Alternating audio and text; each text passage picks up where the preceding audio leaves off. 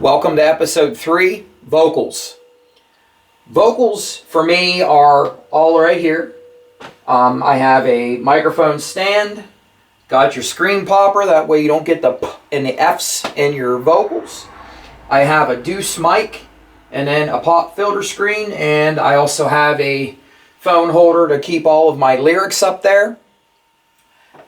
Depending on the type of microphone that you use will determine how you sing. So this is a dynamic mic. The dynamic mic lets me have a greater range, especially when I'm singing more forcefully, more higher, more effort into the vocal. If I'm singing more of a melodic song, I'm singing something a little softer, I'll switch to a condenser microphone. Gives you a little more ambience. Which I do mix the two from time to time depending on what the harmonies are and depending on how I'm actually singing. So episode 3, vocals. We're going to do a main track. We're going to do backing tracks. We're going to do harmonies.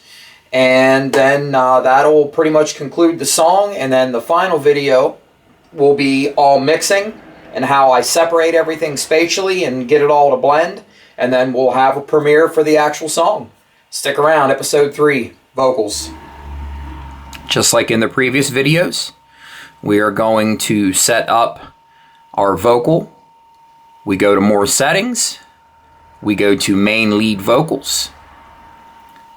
I'm not using monitoring. So there's our first. We're going to go back again.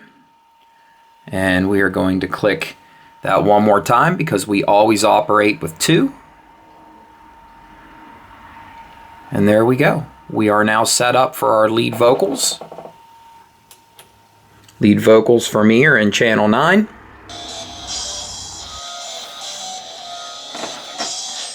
It's 8 a.m. This hell I'm in. Seems I've crossed the line again for being nothing more than who I am. We don't have to take this back against the wall. We don't have to take this, we can end it all. All you ever need is a faded memory of a bully.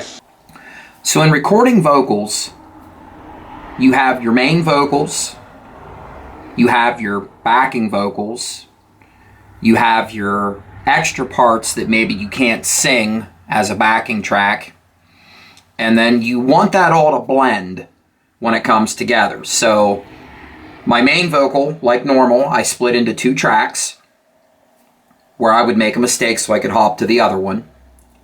Then I added the pre-chorus in this particular one because where the verse ends, I couldn't quite get a breath in order to sing the pre-chorus. So I drop it down to a second track.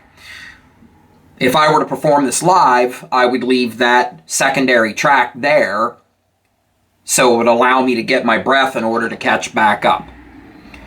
I also recorded the vocal harmony in there to give it some more depth.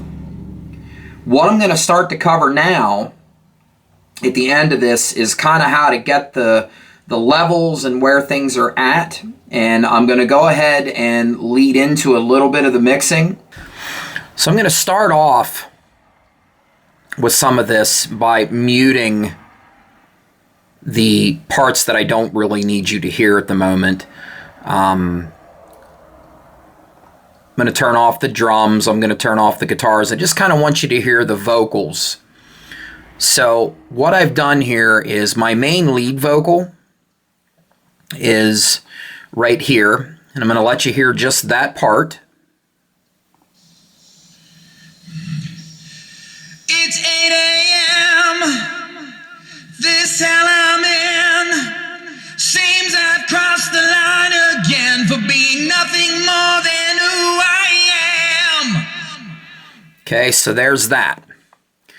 So then we're going to back up, and the second track that I recorded was the vocal harmony, which is just a lower part, and that accents it. It's 8 a.m. This hell I'm in. Seems I've crossed the line again for being nothing more than who I am. Okay, so we get a little bit more depth. Now, when I start to actually mix vocals, when you open up the side panel here on the left, you click these little fader buttons. What this allows you to do is to actually start to adjust your settings. Your vocal track volume on any instrument is how loud you want it. What I've found is your track pan, which would be your left or your right, if you take things just a little off a center, especially when you have harmonies or two parts, it separates it and cleans up what I call mud. It gets real muddy. When everything's right in a row, it gets real muddy. So when you start to separate them, it cleans them up a little bit. So I have my main vocal. I have my main vocal just panned off a little bit to the right. And I have my harmony vocal panned a little off to the left. And it gives the separation. Nothing for being nothing more than who I am. And you can hear everything clearly. You can also add your echo, which is a delay, and your reverb to kind of fill everything out. And then it allows you to make other adjustments. You can have your compressor, which will squeeze everything and tighten it up.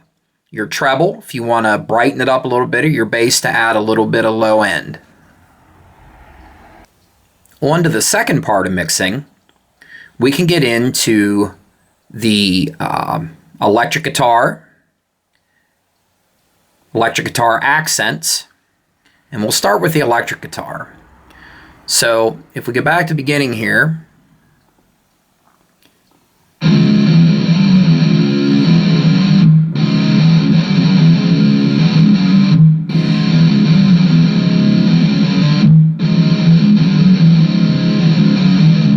okay, so I have the main electric guitar just panned off a little bit to the left, and then I added an accent guitar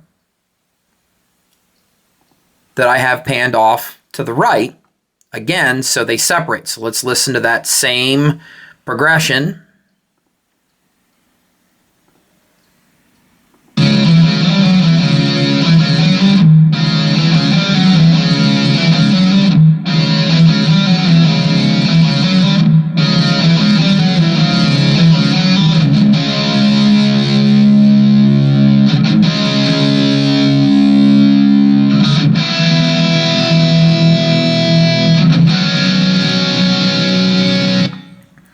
And again, it gives us that separation.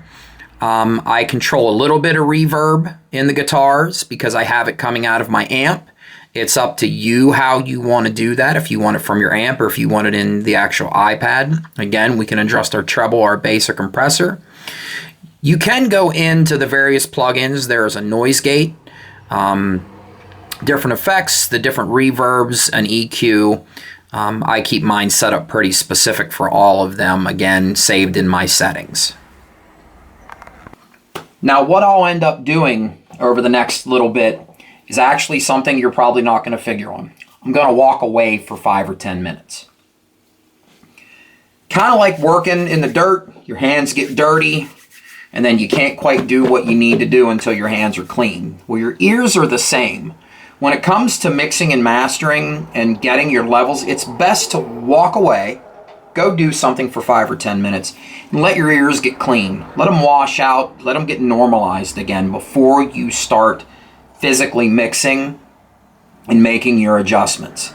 If you're interested in a more in-depth look at the mixing and mastering, I can do my best. I'm no expert by any means. I just know what I like. I'm an audiophile when it comes to listening to what's going on in my ears. I get a lot of my reference from the band Def Leppard. If you listen to a Def Leppard record, CD, streaming, put your earphones in.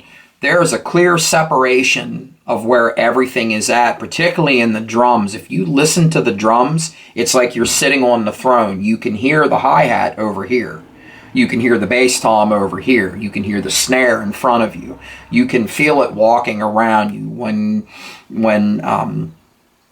the guitar players are playing, you hear the separation where this guitar is about 30% this way and this guitar is about 30% that way, and they blend in the middle. But it's a clear, distinct separation, and that's what I shoot for when I record my music and do my mastering.